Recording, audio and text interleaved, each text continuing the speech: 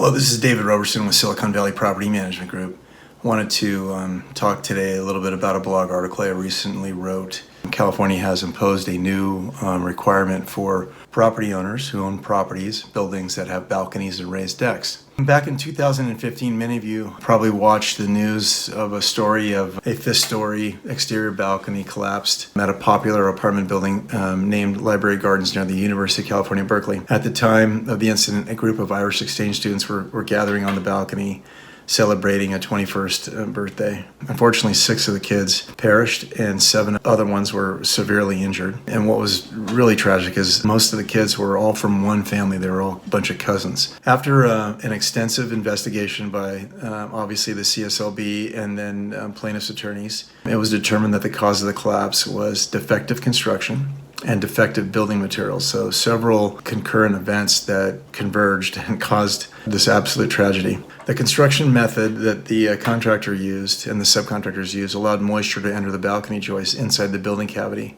causing dry rot and eventually a failed structural member and members. The joists that were actually holding the balconies up were actually oriented strand boards, which is a composite engineered material that isn't designed to be wet. It's designed to be dry and maintain its structural integrity. If it gets wet, it could suffer failure, like it did in this case. Also, there's always a question as to why would you use an OSB board that's going to be supporting an exterior component such as a balcony when you can use pressure-treated wood, and the cost really isn't that much difference. Anyway, the California Contractor State Licensing Board revoked the license of the company that installed the balcony. And what's tragic is that there was evidence in several reports of dry rot that had been observed on the balcony before this incident. And during the several lawsuits that arose from this tragedy, there was allegations that the building contractor of this company called Segu Construction, who's obviously not in business anymore, used inferior composite wood in lieu of the more robust pressure-treated structural members to construct the balcony. It was also alleged that one of the subcontractors had allowed moisture to accumulate on the OSB boards before they installed them and didn't really give them adequate time to dry before installing them and encapsulating them, thus potentially allowing these OSB joists to remain wet because they were getting absolutely no ventilation in their encapsulated construction cocoon, basically, inside the building floor system. So the moisture was allowed to accumulate and it saturated those failed structural components, just became weak. It was also a tragedy that there was observations that mushrooms had began to grow on the outside of the failed balcony as well as the 4th-story balcony below. And this information was communicated to both the property manager, the manager at the apartment buildings, and also the building owner. And even though it was brought to their attention, nothing was ever done, which is obviously negligence on the part of those individuals, which came out during several of these lawsuits.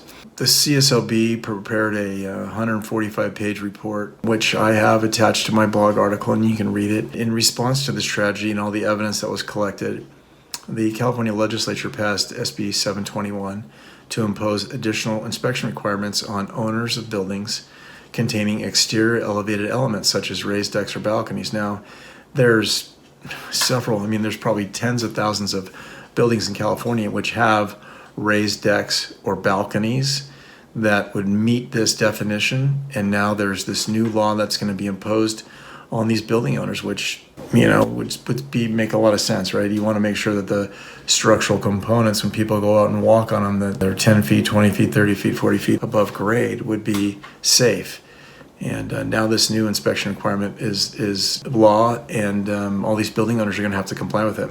In addition to the structural components, the waterproofing elements have to be inspected as well. So these requirements now law of the state of California. And they can be inspected by licensed architects, licensed civil and structural engineers, a building contractor holding a specified license, General B contractor, an individual certified as a building inspector or a building official. Once the inspection is done, the licensed professional has to prepare a report and give it to the owner within 45 days of the completion of the inspection. And the owner has to maintain a couple of copies of this report for 2 inspection cycles, so for 12 years, for example. And obviously, this is the minimum requirement. So the fact that this hasn't been a law or hasn't been a requirement says a lot. In that, I bet you there's plenty of building owners and plenty of property managers that are out there doing this kind of stuff, in addition to reserve studies that inspect, exterior components. But it hasn't been the law in the state of California until now. So it's really important that building owners and property managers understand that and start implementing these inspections during their inspection cycles. Another really kind of key for especially residential purchasers, condominium conversions. The owner selling a condominium conversion must obtain an inspection before the close of escrow. Obviously it'd be really important for the owner of a condo that's got a raised deck or a balcony to have confidence that their structural components that are holding up their balconies are in good condition. What happens if the inspection reveals conditions that are potentially hazardous? Then the owner has some timelines to obviously remediate those. In addition to, at minimum, if there's an inspection that reveals a safety or hazardous condition, they should be cordoned off. Balconies and the raised deck should be cordoned off, and the repairs should be immediately begun. Once the owner becomes aware of the hazardous or the safety condition, they have 15 days to begin repairs. So in most building departments, and actually the building code provides for emergency repairs and permits on an expedited basis. So that'd be really simple to do. And now in lieu of this law, it's going to be more important than ever. Importantly, notice must be given to the local enforcement agency or the authority having jurisdiction, which means a local building department, or for the county building department. If repairs are not completed on time, then that authority having jurisdiction may send a 30-day corrective notice to the owner of the building and assess civil penalties and liens against the property. Those penalties are defined in the code, and I've actually attached a section of the code and the new law to the blog article as well if you're interested. So if you're a building owner and you have a raised deck or a balcony, you are now required to follow this new inspection law. If you don't have a property manager in place, then you should reach out to one or hire a licensed architect or civil engineer to come and look at those components on your building and pay attention to the waterproofing and the wear and tear that's happened on those balconies and those raised decks over time.